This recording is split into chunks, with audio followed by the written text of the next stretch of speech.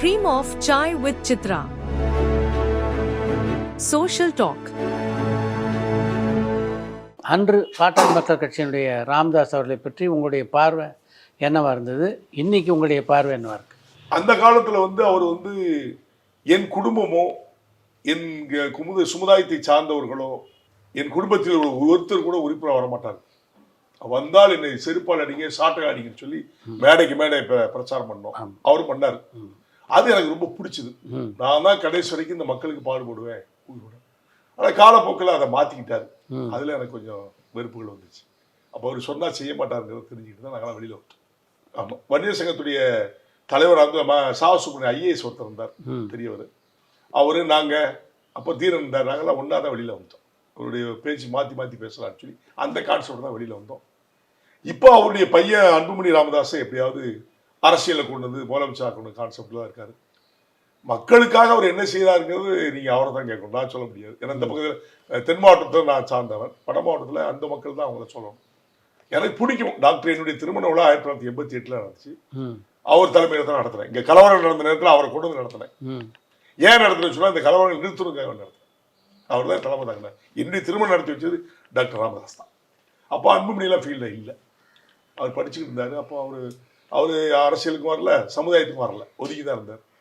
அதுக்கப்புறம் நாங்களாம் வெளியில் போன பிறகு இப்போ அரசியல் இருக்கிறார், மாநில தலைவராக இருக்கார். அந்த கட்சியிலிருந்து விலக வேண்டிய நிர்பந்தம் உங்களுக்கு எதனால் ஏற்பட்டது? பரமக்குடியில் ஒரு துப்பாக்கி சூடு. நானும் அப்போ பண்டிட் ராமச்சந்திரன் பாட்டாளி மக்கள் கட்சியுடைய பொறுப்பில் இருந்தார். நானும் அவரும் ஒரு அம்பேத்கர் சிலைக்கு பனையூருங்கிற கிராமத்துக்கு நாங்கள் போயிருந்தோம். அந்த பனையூருங்கிற கிராமத்துக்கு போகும்போது கலவரம் ஆச்சு. கலவரம் மீன்ஸ் இந்த அம்பேத்கர் சிலை திறக்கக்கூடாதுன்னு ஒரு பெரிய இஷ்யூ ஆகுறாங்க. அந்த அதில் 4 பேர் சூடுபட்டு இறந்தாங்க. 4 பேர் எங்கள் சமுதாயத்தை சார்ந்தவர். அப்போ நான் அங்கேருந்து, அப்போ தொலைபேசி தானே, இந்த இது கிடையாது, அலைபேசி கிடையாது, தொலைபேசியில் பேசி இந்த மாதிரி டாக்டர் இந்த மாதிரி 4 பேர் இறந்துட்டாங்க, இதுக்கு ஒரு போராட்டம் நடத்தி ஆகணும், கொடுமையான மறிச்சு சுட்டாங்க, கண்ணால சுட்டாங்க அப்படிலாம் சொல்லும்போது அவர் ஒரு வார்த்தை சொன்னார், எனக்கு மனசில் ஊண்டிங்காச்சு. என்னுடைய பையன் அன்புமணிக்கு திருமண ஏற்பாடு நடந்துகிட்டு இருக்குது, இந்த நேரத்தில் அதெல்லாம் வேண்டாம்னு நினைக்கிறேன் அப்படின்னாரு. அப்போ நாங்கள் எங்கள் பகுதியில் 4 பேர் 5 பேர் செத்தா நாங்கள் அமைதியாக இருக்கணும், உங்கள் பகுதியில் ஏதாவது ஒரு பிரச்சனைனா நாங்கள் போராடும். அப்போ தான் நாங்கள் வெளியில் வரக்கூடிய நிலை ஏற்பட்டுச்சு. அப்போ மதுரைக்கு போகும்போது நிறைய போய் எல்லாரும் நீதி கொடுக்கணும் வாங்கன்னு சொன்னார். எல்லாருக்கும் 5000 ரூபா அது இறந்து போன குடும்பத்துக்கு கொடுக்கணும் அப்படிங்கிற மாதிரி வந்தார். நான் அதில் இருந்து இது எனக்கு உடன்பாடு இல்லை, என் மக்கள் செத்தா நாங்கள் அதுக்கு முன்னால் ஒரு போராட்டம் பண்ணோம், தீவெட்டி போராட்டம்னு சொல்லி இலங்கை மக்களுக்கு ஈழத்தமிழர்களுக்காண்டி போராட்டம் பண்ணோம். அதில் நாங்கள் கிட்டத்தட்ட 2000 பேர் அரெஸ்ட் ஆனோம் தென் மாவட்டத்தில். என்னுடைய தலைமை நாங்கள் தானே, தென் மாவட்டம் நாங்கள் தானே, ராமதாஸ் டாக்டர் கூட்டு போனது நான் தானே. 2000 பேர் அரெஸ்ட் ஆனோம். அதை சொல்லி காட்டினேன். ஒரு தீவெட்டி போராட்டம் இலங்கை தமிழர்களுக்காண்டி போராடும் போது 2000 பேர் அரெஸ்ட் ஆனோம். 4 உயிரை பறி கொடுத்துருக்கேன். பறி கொடுத்துட்டு நீங்கள் போராடக்கூடாது, என் பையனுக்கு கல்யாணம் சொன்னீங்கன்னா எப்படி நியாயம் சொல்லி அப்போ 2 பேருக்கு ஆர்குமெண்ட் வந்துச்சு. அவர் அமைதியாக இருந்துட்டு இல்லை இருக்கட்டும், அது பிற பார்ப்போம், பையனுக்கு கல்யாணம் வச்சுக்கினாரு, அது முக்கியம்னு சொன்னால் நான் உங்கள்கிட்ட இருக்க மாட்டேன். அப்போ தான் வெளியில் போனேன். உங்களை பொறுத்த வரைக்கும் அந்த கட்சியிலேருந்து விலகிட்டீங்க. 92 நினைக்கிறேன். உங்கள் அரசியல் பயணத்தில் பல அரசியல் ஆளுமைகளை நீங்கள் சந்திச்சிருக்கீங்க. அதில் இவரை சந்தித்ததுனால மறக்க முடியாது அப்படின்னு நீங்கள் நினைக்கிற அளவுக்கு ஆளுமையாக இருந்தது யார்? புரட்சித் தலைவர் எம்ஜிஆர். 1986 இடைத்தேர்தல் ஆரம்பிப்பன் நெல்லையில் நின்றார். அப்போ எங்களுடைய மக்கள் என் மக்கள் தான் இருப்பாங்க. தேவேந்திர மக்கள் நான் சொன்னதான் ஓட்டு போடும் அந்த கான்செப்ட்ல அந்த ஏரியா ஃபுல்லாக மக்கள் குடியேற்றி அந்த மக்கள்லாம் ஒரு பக்கமாக கொண்டு வந்து வச்சிருந்தேன். அப்போ கலைஞர் என்ன சந்திச்சாரு, எம்ஜிஆர் என்ன சந்திச்சாரு. எனக்கு எம்ஜிஆர் பிடிச்சது. சின்ன வயசுல எம்ஜிஆர் ரசிகன். அதை சொல்றாங்க, இந்த வாழ் சண்டை பயிற்சி, குத்து சண்டை, இந்த மாதிரிலாம் அவருடைய பயிற்சி, அந்த நாடகங்கள் அதெல்லாம் ரொம்ப பிடிக்கும். நம்ம யங்ஸ்டர் அவரை தானே பிடிக்கும். அதுக்காக சிவாஜி கணேசனை பிடிக்கான்னு சொல்றோம். அவருடைய நடிப்பு என்பது கலை, அது தனித்துவம் வாய்ந்தது. இவர் எனக்கு ரொம்ப பிடிக்கும். ஒரு மனிதருக்கு பார்க்கணும்னு ஆசை இருக்குல்ல, இந்த வாய்ப்பை பயன்படுத்தி நான் அவருக்கு ஆதரவு கொடுத்தேன். நான் வரமாட்டேன் முதல்ல, என்னை கூப்பிட்டாங்க சென்னைக்கு. அப்ப ஜேபிஆர் இருந்தாரு. ஜேபிஆர் ஒரு சைது துரைசாமி எல்லாரும் என்னை வீட்டில் பார்த்தாங்க. அப்போ வா எம்ஜிஆர் பார்க்கணும் கூப்பிட்றாருன்னு சொன்னாங்க. அவர் உடல்நிலை சரியில்லை. நான் என்ன யோசிச்சேன், நான் வர முடியாதுட்டேன். நான் அங்கே பார்க்க முடியாது, ஏன்னா சொல்லுவாங்களே பல மாதிரி அவரை சொல்லுவாங்கல்ல, அப்படி யோசிச்சுட்டு எதுக்கு நம்ம அவரை போய் பார்க்கணும் அப்படின்னு சொல்லி போகல. அவர் கிளம்பி திருநெல்வேலி திருநெல்வேலி சங்கர் நகர் சர்க்கிள் ஹவுஸ் வச்சு என்னை சந்திச்சு பேசினார். பேசிட்டு உனக்கு என்ன வேணும்னு கேட்டாரு. எனக்கு ஒரு துப்பாக்கி கொடுங்கன்னு ஆ. கொடுத்தாரு. அப்படியா? அந்த நேரத்துல சூழ்நிலை அதுதான், புரியுது. கிரிட்டிக்கல் பொசிஷன் இருக்கும்போது அந்த மாதிரி அது மறக்க முடியாத சம்பவம். அது பெரிய சம்பவம். அதுல வந்து எப்படி கேட்டீங்கன்னா, எலெக்ஷன் டிக்ளேர் பண்ணிட்டாங்க. தான் இப்போ ஏரியாவில் கொடி ஏற்றிக்கிட்டு இருக்கேன், பச்சை சிவப்பு என்னுடைய சமுதாய கொடி ஏற்றிக்கிட்டு இருக்கேன். அப்போ வைகோ அண்ணன் தான் என்னை பார்க்க வர்றாரு. முத வந்து வைகோ தான் வர்றாரு. அவர் வந்து இளைஞர் படையோட தலைவர் இல்லையா, திமுகவில். என்னை வந்து பார்க்க வர்றாரு. அது தம்பி இந்த மாதிரி நீங்கள் திமுக குடும்பம், கலைஞர் ஒன்றை பார்க்கணுங்கிறாரு, வரணும் அப்படின்னு சொன்னார். நான் என்னுடைய பாலிசியில் நான் பேசினேன். எங்களுக்கு என்ன செய்கிறீங்க, எங்களை கருவேப்பிலையாக பயன்படுத்துறீங்க, ஓட்டு போட பயன்படுத்துறீங்க, ஒன்றும் செய்ய மாட்டேங்க, நான் வர முடியாது இல்லை, நீ ஒருத்தர் பாதி என் கூட வந்து பாரு, அப்போதான் உனக்கு புரியுன்னு சொன்னார். வரேன் அப்படின்னு சொல்லிட்டு மதுரை பாண்டி நோட்டில் கலைஞர் இருந்தார், அவரை பார்க்க போயிருந்தேன். எல்லாம் பார்த்துங்க, கலைஞர் பக்கத்தில் ஒரு சேர் போடுறாங்க. நடந்த இன்சிடென்ட் லைவ் சொல்ல மாதிரி சொல்கிறேன். அப்போ வந்து இவர் நம்ம முத்துராமலிங்கம், பொன்முத்துராமலிங்கம், ஆற்காடு வீரசாமி எல்லாம் நின்றுட்டு இருக்காங்க. வைகோ அண்ணன் வந்து நேராக கலைஞருடைய காலை தொட்டு கீழே உட்காந்து காலை பிடிச்சிக்கிட்டு உட்கார்றாரு. என்னை கலைஞர் பக்கத்தில் உட்கார சொல்றாரு. அங்கே நிற்கிறோம்னா உட்காராது அப்படின்னு சொல்றாரு. லைவ்ல இப்படி கண்ணால பார்த்துச்சேன். நான் எதை பத்தி கவலைப்படாத, நான் டப்புக்குன்னு கலைஞர் பக்கத்தில் உட்கார்ட்டேன். சேர் போட்டு உட்கார்ட்டேன். உட்காந்து தோளில் கையை போட்டு, நீ வந்து நீ திமுக குடும்பம், எப்படினாலும் உங்கள் குடும்பம்லாம் திமுக தானே, நீ இந்த திருப்பி எங்களுக்கு ஆதரவு கொடுத்து ஜெயிக்க வைக்க சொல்லி தட்டி கொடுத்து என்ன பக்கத்தில் உட்கார வச்சு, நான் வச்சு இதே மாதிரி கேஷுவலாக உங்கள்கிட்ட பேசுகிற மாதிரி தான் பேசுனேன். எனக்கு இந்த நெளிவு சிலிவுலாம் தெரியும், பழகி இப்படி தான் பேசணுங்கிறதுலாம் வரமுறைலாம் கிடையாது. எது உண்மையாக அப்படியே ஓப்பனாக பேசுவேன். அவர்கிட்டயே சொன்ன, இந்த மாதிரி எங்கெல்லாம் பயன்படுத்துறீங்க, எங்களுக்கெல்லாம் ஒரு உதவி செய்ய மாட்டீங்க, எத்தனையோ திருப்பி திமுகன்னு எங்கள் பாரம்பரிய திமுகவுக்கு நாங்கள்லாம் ஓட்டு போட்டோம், எங்க அப்பா இப்போ வரைக்கும் திமுக, நாங்கள்லாம் திமுக தான், எங்க அண்ணன் மாணவர் திமுகவுடைய தலைவராக இருந்தா, அப்படிலாம் இருந்து கூட என்ன பிரயோஜனம், நீங்க தேர்தல் நேரத்தில் எங்களை பயன்படுத்துறீங்க அப்படி இப்படின்னு பேசினேன். பேசினோடனே அவ்வளோ அமைதியாக பேச விடாம உசு நான் அதை கேர் பண்ணவே இல்லை. நான் பேசினோடனே நான் வெளியில போறேன், மக்கள்கிட்ட கேட்டுட்டு நான் சொல்றேன்னு சொல்லி வெளியில கிளம்பிட்டேன். கிளம்பின உடனே அங்கே அதுக்கு நான் வீட்டில் போய் இறங்கிக்கு முன்னால் காலைல 3 மணிக்கு போலீஸ் எல்லாம் வந்து ஜேபிஆர் எல்லாம் வந்து என்ன வந்து பார்க்க வராங்க. இந்த மாதிரி புரட்சி தலைவர் கூப்பிட்றாருன்னு சொல்லி, அப்போ வந்து அண்ணாதிமுக ஆட்சி தானே, புரட்சி தலைவர் கூப்பிட்றாருன்னு நான் வர முடியாது. அதுக்கப்புறம் தான் அவர் என்ன தேடி வந்தார். ஒரு நல்ல மனிதரை நான் பார்த்தேங்கிறது மறக்க முடியாத ஒரு நிகழ்வு. எத்தனையோ தலைவர்கள் நான் எதை பண்ணேன், அண்ணா சொன்னார், கலைஞர் சொன்னார், எம்ஜிஆர் சொன்னார். நான் லைவ்ல பார்த்தது அவர் எம்ஜிஆரை பார்த்துட்டேன். மூப்பனார் உங்களுக்கு தெரியும், எனக்கு ரொம்ப நெருங்கிய நண்பர், அவரை பார்த்துட்டேன். கலைஞரை நிறைய திரும்பி பார்த்துட்டேன். ஜெயலலிதா அம்மாவை பார்த்துட்டேன். அப்புறம் மேலில் உள்ள டெல்லியில் உள்ள வந்து 1979 வந்து ஒரு கலவரம் ஒன்று வந்து விஜயநாராயணத்தில் ஒரு எஸ்சி பொண்ணை கற்பழிச்சு கொண்டாங்கன்னு சொல்லி, கற்பழிப்பு நடந்துன்னு சொல்லி ஒரு பெரிய விஷயம். அப்போ மக்குவானான ஒரு மந்திரி, மத்திய அமைச்சர், விசாரணை கமிஷன் வச்சிருந்தாங்க. ஊர்வலம் நடத்துற நான் தான் 1979. அது லத்தி சார்ஜ் எல்லாம் ஆகி என்ன அரெஸ்ட் பண்ணாங்க. அது இன்வெஸ்டிகேஷன் விசாரணை கமிஷனுக்கு வேண்டி வச்சிருந்தாங்கப்பா. இந்திரா காந்தி அம்மா எங்களை கூப்பிட்டு டெல்லி போய் இந்திரா காந்தி அம்மா பார்த்தேன். எல்லாரையும் பார்த்துருக்காங்க, அரசியல் தலைவர்கள் அவ்வளோ பேரும் சந்திச்சிட்டேன். ஆனா எனக்கு பிடித்த தலைவர்னு எடுத்துக்கிட்டீங்கன்னா பிரதமர் மோடி தான். இப்போ இந்த வரலாறுல பார்க்கும்போது பிரதமர் மோடியை மாதிரி ஒரு ஹானஸ்ட், ஒரு நல்ல மனிதரை நான் பார்த்தது கிடையாது. எல்லா தலைவரும் பார்த்துருக்கேன், பழகுனது கூட கிடையாது, எல்லாத்தையும் நான் பழகுனது கிடையாது, பார்த்துருக்கேன், போட்டால் திரும்ப பார்த்துருப்பேன். நான் எனக்கு தெரிஞ்ச லெவலில் இன்னைக்கு நான் அரசியலில் இருக்கேங்கிறது 2வது. அவரை எனக்கு ரொம்ப பிடிக்க காரணம் அவருடைய எளிமையான ஆளுமை. யாருக்கும் விலை போகாத ஆளு. ஒரு அடி இடம் கூட அவர்கிட்ட இல்லை. ஒரு பிரதமர் ஒரு அடி நிலம் கூட வாங்காத ஒரு நல்ல ஒரு ஹானஸ்ட் பிரதமர். இன்னைக்கு என்னெல்லாமோ பேசுறாங்களே, பல பேர் வெக்கமா இல்லை. அப்பேற்பட்ட ஒரு பிரதமரை வந்து இழிப்படுத்துற பூரா அழிஞ்சு போவாங்கிறத நிலை, மக்களுடைய நிலை. நீங்க ஓட்டு போட்டு ஜெயிக்க வச்சோம் அப்படி இப்படி சொல்றாங்க. அவருடைய ஆளுமை எனக்கு பிடிச்சது. இந்த பிரதமர்ல எனக்கு ரொம்ப பிடிக்கிறது அவர் தான். அதான் உண்மை. போல்டஸா எது வேணா டிசிஷன் எடுப்பாரு. இவங்கள மாதிரி ஆசிரியர் இன்னைக்கு கொண்டு சொல்லு 110 கீழ் 10,000 கோடி அறிவிக்கப்படுகிறது சொல்லிட்டு அறிவிக்க விடுவாங்கல்ல, அந்த மாதிரி சொன்னா செஞ்சிருவார். அதான் அவர் எனக்கு ரொம்ப பிடிக்கும் மோடி.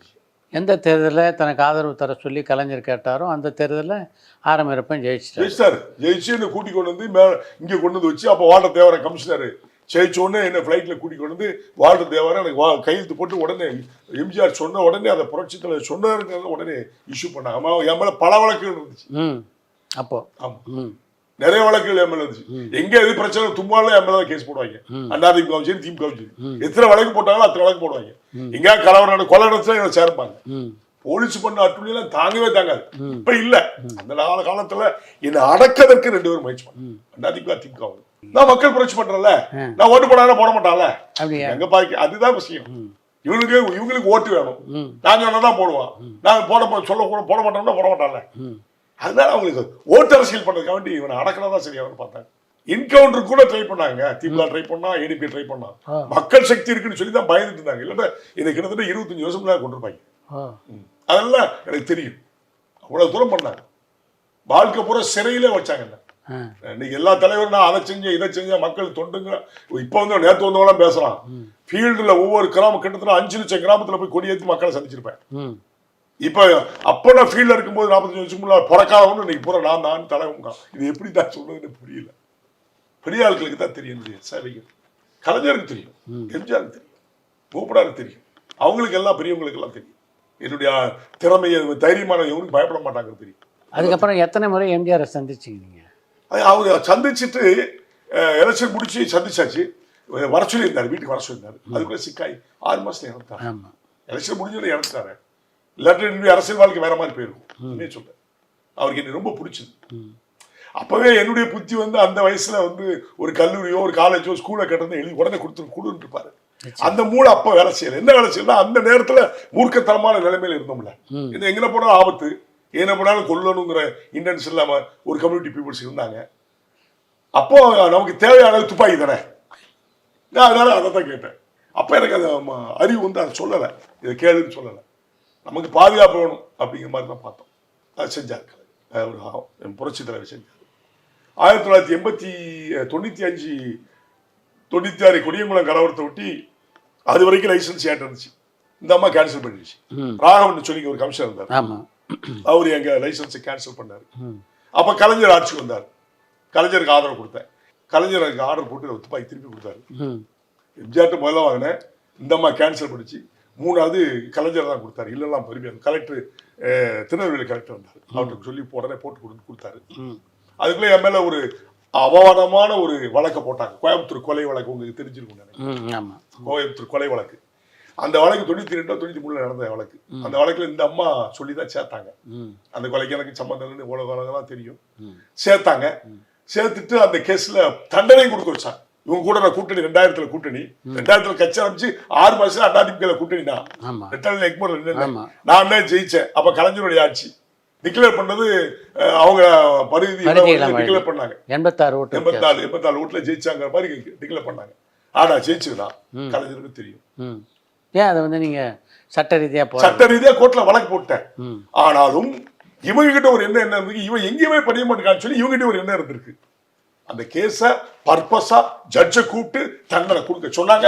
சரி, அவங்க கொடுத்துட்டாங்கன்னே வச்சுக்கீங்களேன், ஹைகோர்ட்ல ரிலீஸ் பண்ணணும்ல, சார்ஜ் இல்ல, சுப்ரீம் கோர்ட்ல தான் சிரிப்பு இருக்காரு. இங்க சீஃப் ஜஸ்டிஸ் அவர் தான் விடுதலை பண்ணார். அவர் தான் அக்விட்டல் பண்ணார். எப்படி A7 என்ன சேர்த்திருந்தாங்க. கான்ஸ்பிரசில வந்து இவர் எப்படி கொண்டு சேர்த்தீங்க, ஒரு ஜெயில எப்படி ஒரு நாள் வச்சிருந்தீங்க, ஏன் பெயில் கொடுக்கல அப்படின்னு சொல்லி ஓப்பன் கோர்ட்ல பேசி முட்டாள்தனமான வழக்கு அப்படின்னு சொல்லி எல்லாருமே அக்யூட் பண்ணாங்க. அதுல கொலை செய்ததாக கருதப்பட்ட 2 பேரும் 3 பேருக்கு தண்டனை கொடுத்தாங்க. மற்ற எல்லாரும் விடல. இப்படி கொலை வழக்கில் உங்களை வந்து நிச்சயமா சேர்த்தே ஆகணும்னு போராடின ஜெயலலிதாவோட நீங்க மீண்டும் வந்து அது உங்களை மாதிரி ஆட்கள் எனக்கு சொன்ன அறிவுரை.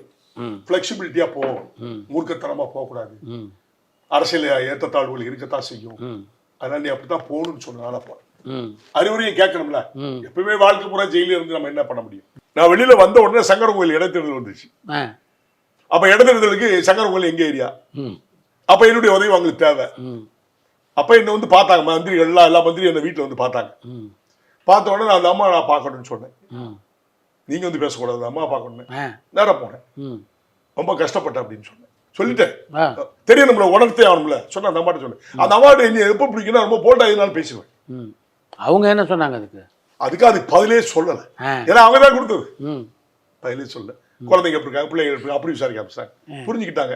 சரி இவன் தான் ஊட்டி காட்டுறாங்க. இருந்தாலும் கலைஞர் நமக்கு எதுவுமே செய்ய மாட்டாருங்கிற கான்செப்ட் மனசுல இருக்குல்ல. அதனால நான் அவருக்கு ஆதரவு கொடுக்க விரும்பலன்னு ஆதரவு கொடுத்தேன். அது அப்படித்தான், அரசியல் அப்படித்தானே. அது உங்களை மாதிரி அறிவுரையாளர்கள் பெரிய ஆட்கள்லாம் நெறியாளர்கள்லாம் சொல்லி நீ எதா இருந்தாலும் அனுசரிச்சு போ, அரசியல் எது வேணாலும் நடக்கும் அப்படின்னு சொல்லி நிறைய உதாரணங்கள்லாம் சொன்னதுனால அப்புறம் அந்த அம்மாவோட பயணம் பண்ணேன். எலெக்ஷன் நேரத்தில் மட்டும் என்ன அழைச்சி பேச மாட்டேன், எப்போ வேணாலும் கூப்பிட்டு பேசுவாங்க. அந்த லெவலில் என் குட்வில்லாக தான் இருந்தாங்க. ஆனால் நான் வளரக்கூடாதுங்கிற தெளிவாகவே இருந்தேன். எல்லாருமே திமுகவும் சரி அதிமுகவும் சரி இவன் வளரவே கூடாது, நம்ம வச்சுக்கணும் அப்படின்னு. ஜெயலலிதாவை இதில் பல முறை சந்திச்சிருப்பீங்க நீங்கள். நிறைய திரும்ப சந்தி. அதில் உங்களால் மறக்க முடியாத சந்திப்பு அப்படின்னு எதை சொல்லலாம்? 1.25 மணி நேரம் பேசினேன். வீட்லையா? அவங்க வீட்டில் 1.25 மணி நேரம் பேசினேன். டைம் பார்த்து அருமை. 1.25 மணி நேரம் என்னோட அரசியல் வாழ்க்கை எல்லாம் கேட்டாங்க, எல்லாம் சொன்னேன். ஏன் பாட்டாளி மக்கள் கட்சி நீங்க கேட்ட கேள்வியை கேட்டாங்க, அது இந்த மாதிரி சூழ்நிலை அந்த மாதிரி அவர் பண்ணாரு அப்படிலாம் சொன்னேன். அதுக்கப்புறம் தான் நான் இவரை பத்தி தலித் எளிமலையை பத்தி கேட்டாங்க. அவரு பொதுச்செயலாளர் இருந்தார்ல, அப்ப சொன்னேன். அதுக்கப்புறம் தான் அந்த அம்மா அவரை உடனே கூப்பிட்டு தலித் எளிமலையை திருச்சி நிக்க வச்சு ஜெயிக்க வச்சாங்க. நான் சொன்னதுதான் சொன்னேன். இந்த மாதிரி பாட்டாளி கட்சியில் இந்த மாதிரி சூழ்நிலை எல்லாம் என்ன நடந்துச்சு, ஏன் வெளியில போனாங்க எல்லாம் சொல்லுவோம்ல. அப்போ அதை அறிஞ்சு தான் தலித் எளிமலையை டக்குன்னு கூப்பிட்டு சீட்டை கொடுத்து திருச்சியில் நிற்க வச்சு ஜெயிக்க வச்சார். அவர் வெளியில் வந்துட்டார். பாட்டாளி மக்கள் கட்சியோட உங்களுக்கு ஒரு கருத்து வேறுபாடு இருந்தாலும் மீண்டும் கூட்டணியில் அவங்களோடவே சேர்ந்து, அதுதான் சொல்றேன்ல. அப்படி பார்த்தா என்னை பிடிச்சி உள்ள போட்டது அவங்க தான். அவங்க கூட என்ன கூட்டணி வைக்கலையா சொல்லுங்களேன். அந்த அரசியல் வேறு, பழிவாங்க நினைச்சாங்க அவங்க தான் அழிஞ்சு போவாங்க. எனக்கு பயம் கிடையாது, சிறையை பத்தி நினைப்பே கிடையாது. ஏன்னா ஜெயில் வாழ்க்கையில் சின்ன வயசுலேருந்தே போய் பழகிடுச்சு. ஏன்னா இவங்க பிடிச்சி போட்டு சொந்தத்துக்காக நான் போனதே கிடையாது, எனக்காண்டு பகையும் கிடையாது. மக்களுக்காண்டி பயணம் தான். மக்களுக்காண்டி தான். எங்கேயாவது ஏதாவது நடந்துச்சுன்னா என் மேலே கேச போடுவாங்க. தூத்துக்குள்ள கொலை நடந்தாலும் நான் தான், திருநெல்வேலியில் கொலை நடந்தாலும் நான் தான். அவங்க ஆட்சி அதிகாரம் பவர் வச்சுட்டு என்ன இது பண்ணாங்க. ஆனால் அதெல்லாம் ஆண்ட ஒருத்த பார்த்து தவிடுபடி ஆக்கிட்டான்ல. நான் இன்னைக்கு நிரபராதி தானே, சரிதானே? ஜஸ்டிஸ் ஒரு வழக்கு விசாரணைக்கு வருது, ஒரு வழக்கு வருது, அவன் மேல 27 வழக்கு இருக்கு, பிபி போடுறான். ஜட்ஜி கேட்கறான், 27 வழக்கு என்ன நிலையில் இருக்குன்னு கேட்கணும்ல, விடுதலானதேன்னு சொல்றானுவா. அதனால என்ன என்னுடைய இமேஜ் வந்து கெடுக்கிறாங்களாம். இங்க பிபி பூரா இதெல்லாம் பார்ப்பாங்க.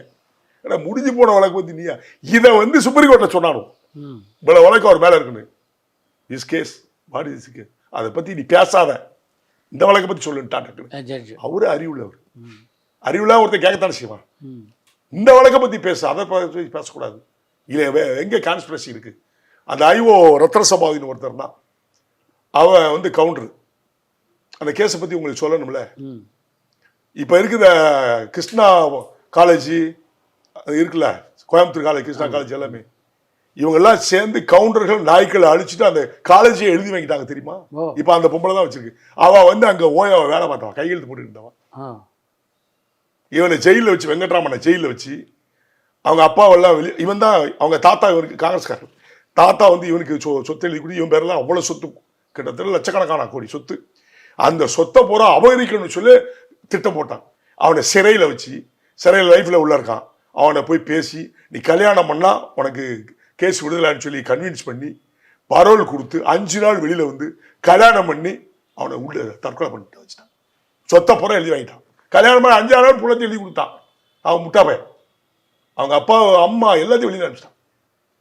இன்னைக்கு அந்த காலேஜ் நாயுடு காலேஜ் ஃபுல்லா இப்ப கவுண்டர் காலேஜ் ஆகினது பூராங்க. ஏங்க ஒரு எஸ்ஏயா இருக்கான், அவன் தான் ஐஓ, காட்டுக்கு இன்ஸ்பெக்டரா இருக்கான். ஐஓ ஒரு எஸ்சியா இருந்து, இன்ஸ்பெக்டரா இருந்து, டிஎஸ்பியா இருந்து, எஸ்பியா இருந்து எப்படிங்க திமுக இதுல சேர்மனா வர முடியும்? அதுல வந்து சேர்மா போடுற கலைஞர். காரணம் கலைஞரோட ஒரு உறவு, கலைஞருடைய மகா செல்வியோட உறவு. போற நேரம்லாம் பட்டுச்சேலை வாங்கி கொடுக்குறது, நகை வாங்கி கொடுக்குறது, இப்படியே போய் அவர் காலில் விழுந்து அந்த ஆளு சேர்மன் ஆகிறாரு. TNPC chairman. அது இவனுக்கு கொடுத்தாங்க. இந்த அம்மா வந்து அவன் உடனே நீக்கி எஃப்ஐஆர் போட சொல்லிச்சு.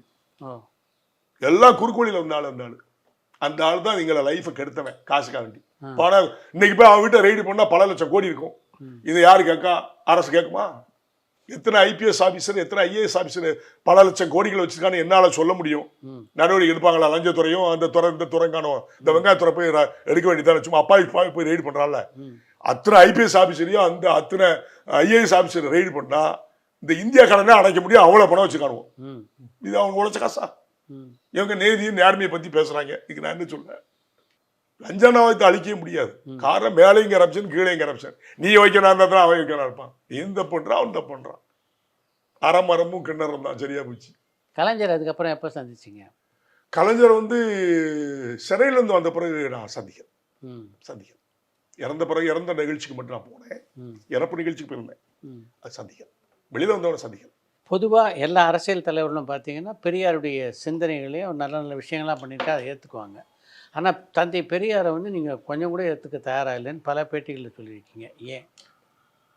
பெரியார் பெரியார் பெரியார்னு சொன்ன அண்ணாவும் கலைஞரும் என்னை துரத்துகிறார் என்று எழுதியிருக்காரு புக்கு. அவர் புக்கில் சுயசரிதை எழுதியிருக்காரு. எதுக்கு துரத்துறாங்க? அப்பேற்பட்ட செத்த பிறகு நான் படிக்கும்போது பள்ளியில் படிக்கும் பொழுது ராமசாமி நாயக்கர் தான் படிச்சிருக்கேன். எப்போ பெரியார் ஆனார்? எப்பயா பெரியார் ஆனார்? நீங்களா பேர் வைப்பீங்க, நீங்களா வைப்பீங்க. அப்பனுக்கு பேர் சுடுத காலம் இப்போ புள்ள வந்து அப்பனுக்கு பேர் வைக்க யாரும் தெரிஞ்சு புரிஞ்சிருப்பீங்கன்னு நினைக்கிறேன். இந்த காலம் அப்படி இருக்கு. பெரியார் மக்களுக்கு என்ன செஞ்சாருன்னு நான் கேட்குறேன். என்ன சொல்லுவாங்க உடனே?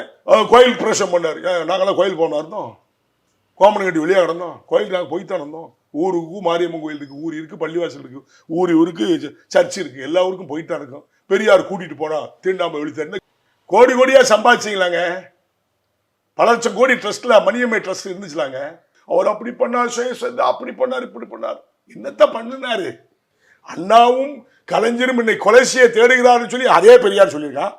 அப்பேற்பட்ட நீ பெரியார் பெரியார்னு அவரை சிலையை வச்சுக்கிட்டு நீங்கள் பூஜிச்சு ஊரை ஏமாத்திக்கிட்டு இருக்கீங்க அப்படின்னு சொல்கிறேன். நான் ஓப்பனாக பேசுவேன். பெரியாருடைய மணியம்மை ட்ரஸ்ட்டில் 10,000 கோடிக்கு மேலே இருந்துச்சுல. கணக்கப்பட எழுதுன வீரமணிக்கு எப்படி எழுதி கொடுத்தீங்க? ஏன் அதை கவர்மெண்ட் ப்ராப்பர்ட்டி ஆக்க வேண்டியதானே? செத்து போனார்ல, அந்த ப்ராப்பர்ட்டி கவர்மெண்ட்டுக்கு எடுக்க வேண்டியதானே? எதுக்கு நீ மணியம்மை ட்ரஸ்ட்னு சொல்லி அவர் பெரியார் கணக்கப்பள்ளியாக இருந்த கி வீரமணிக்கு எப்படி அந்த சொத்து போச்சு? இன்னைக்கு எடுத்த 10,000 20,000 கோடிக்கு மேலே சொத்து இருக்க. ஏன் அரசுடமை ஆக்க மாட்டேங்கிங்க? நீங்கள் எல்லாம் ஏமாத்துற வேலை. சமூக சீர்திருத்த கருத்துக்கள் பலதை வந்து சொன்னவர் தானே பெரியார். என்ன சொன்னார்? நான் தான் சொல்றேன், சொல்லுங்க. என்ன சீர்திருத்தம் சொன்னார்? ஏதாவது ஒன்று சொல்லுங்க. நான் கேட்கிறேன். பெண்கள் விடுதலைக்காக வந்து என்ன பெண்கள் பண்ண? எப்படி பெண்களை போய் அவர் பண்ணாரு? பெண்களுக்கு என்ன பாதுகாப்பு கொடுத்தது? இதான் பாதுகாப்பா? தாலி கட்டக்கூடாதுன்னு சொல்றாரு. உங்க வீட்டம்மா எங்க வீட்டம்மா தாலி இல்லாமல் இருப்பாங்களா? நம்ம அப்பா அம்மா காலத்துல தாலிக்கு எவ்வளவு, புருஷனுக்கு எவ்வளவு மரியாதையோ அதை விட தாலியை தான் மதிச்சாங்க. அவர் வேண்டாம் சார். அதான் நீங்க உங்களுக்கு பெரியார் கொள்கையா? அப்போ அவ்வளோ பொம்பளை தாலி இருக்க சொல்லுங்க. பெரியார் கொள்கையில் இருக்கும் போது தாலி இருக்க சொல்லுங்க. எதுக்கு தாலி போட்டு நிறைய பேர் தாலி போட்டுருங்க. தவறு இல்லையா அது? தமிழ் கலாச்சாரத்தை அழிக்கக்கூடியவர் அவர். உண்மையை சொல்றேன், உண்மையை உறக்க சொல்றேன். கொள்கையை பத்தி பேச அந்த கொள்கையே கிடையாது, கோத்திரமும் கிடையாது. இவங்க எல்லாம் கூட்டுக்கலவாணியா இருந்தாங்க ஒரு காலத்துல. அவங்களுக்குள்ள இன்டர்னல் ப்ராப்ளம் வச்சு அவர் பிரிஞ்சாரு, திமுக வந்துச்சு. எதுக்காவது பிரிஞ்சாருன்னு சொன்னா அசிங்கமா பேர் வேண்டாம். பெரியார் செஞ்சாரு சொன்னா சத்தியமா நான் ஏத்துக்க முடியும். என்னால ஏத்துக்க முடியாது, நீங்களும் ஏத்துக்குங்க, என்னால முடியாது. 26 தேர்தலை பொறுத்த வரைக்கும் விஜயும் அரசியல் களத்தில் சின்ன பையங்க. அவன் அரசியலுக்கு சும்மா வர, புதுசா வர. கமலஹாசன் ஆரம்பிச்சாரு, அவருடைய நிலை என்ன? ஒரு சீட்டுக்கா போய் காலில் விழுந்து கும்பிட்டு எனக்கு ஒரு எம்பி கொடுன்னு சொல்லி 25 எம்பி ஆஃபர் நிற்காரு. இவனுக்கு என்ன தெரியும்? இல்லை, அவரை பொறுத்த வரைக்கும் இன்னைக்கு தமிழ் சினிமாவில் மிக அதிகமான சம்பளம் வாங்குற கதாநாயகன். அந்த சினிமா உலகத்தை விட்டுட்டு அரசியலுக்கு வரான்றவர் வந்து இப்படி நீங்க அதை விட அதிகமாக ரஜினியே அரசியல் வரதுக்கு பயப்படுறாரு. அவரை விட இவன் பெரிய ஆளா? இல்ல, ரஜினி வந்து வரலன்னா அவருடைய உடல்நிலை உடல்நிலையெல்லாம் கிடையாது. அரசியலுக்கு வந்தா பயம், ஆளுமைக்கு பயம். இப்ப அரசியலுக்கு வந்து ஆளுமை மக்கள் பூரா அவருக்கு ஓட்டு போட்டுருவாங்களா? இந்த விசில் அடிக்கிறவன் பூரா ஓட்டு போட்டு வாய் பூண்டான ஓட்டு போட்டா ஜெயிச்சுருவானா? அதெல்லாம் வாய்ப்பு. சின்ன பையன் விவரம் இல்லாம யாரோ ராங் கைடு பண்ணியிருக்காங்க. நடிச்சுக்கிட்டு இருந்தால் நல்லா இருந்திருப்பான். வாய்ப்பு இல்லை. இல்லை, இப்போ விஜயகாந்த் வந்து ஒரு கணிசமான வாக்குகளை பெறலையா? விஜயகாந்துடைய அரசியல் பயணம் என்பது வேறு, வித்தியாசமானது. எதனால சொல்றேன்னா, அவர் வந்து அவர்கிட்ட ஒரு ஆளுமை தன்மை இருந்துச்சு. அவரை நம்ம போற்றி தான் ஆகணும். ஏன்னா அவர் வந்து எல்லாருக்குமே பயணம் பண்ணும் போதே எம்ஜிஆர் மாதிரி அவர் நிறைய பேருக்கு ஹெல்ப் பண்ணிக்கிட்டே, சோசியல் ஒர்க் பண்ணிக்கிட்டே இருந்தார். அது வந்து எல்லாருக்கும் பிடிச்சிது. இவங்கெல்லாம் ஆளே இல்லாமல் ஓடிலாம் போயிட்டாங்க. இந்த கொரோனா டைமில் இவங்கெல்லாம் எங்கே போனால் வெள்ளம் வரும்போதெல்லாம் அட்ரஸே இல்லையா ரஜினியிலேருந்து ₹1 கூட நிதியும் கொடு, சும்மா ஒரு கோடியை கொண்டு கொடுத்தானே பேப்பரை புதுசாக போடுவாங்க. அதை விஜயகாந்த் கொண்டு போய் சோசியல் ஒர்க் பண்ணாரு. அப்போல்லாம் நீங்கள் எங்கே போனீங்க? வீடு வீடாக போய் அலைஞ்சார. இங்கே எவனா போவானா? விஜயகாந்த் சந்திச்சு பேசியிருக்கீங்களா? விஜயகாந்த் பேசுகிறேன். நல்ல மனிதர், ஒரு கான்ஸ்டான ஆள், நல்ல ஆள். என்ன கேட்டால் அவர் இருக்க வேண்டிய ஆள். இவ்வளோ ஈஸியாக இறந்துடக்கூடாது. உடல்நிலை அது நம்ம சொல்ல முடியாது. அது நல்ல மனிதர், அது மட்டும் சொல்ல முடியும். இல்லை, அவருடைய உடல்நல பாதிக்கப்படாமல் இருந்தால் அரசியலில் வாய்ப்பு வாய்ப்பு. எல்லாருமே அவர்கிட்ட தான் போயிருப்பாங்க. திமுக வந்துருக்க மாட்டாங்க, ஏடிவி போயிருக்க மாட்டாங்க. நாங்கள் கூட அவர்கிட்ட போயிருப்போம். அந்த சூழ்நிலை எல்லாம் போச்சு.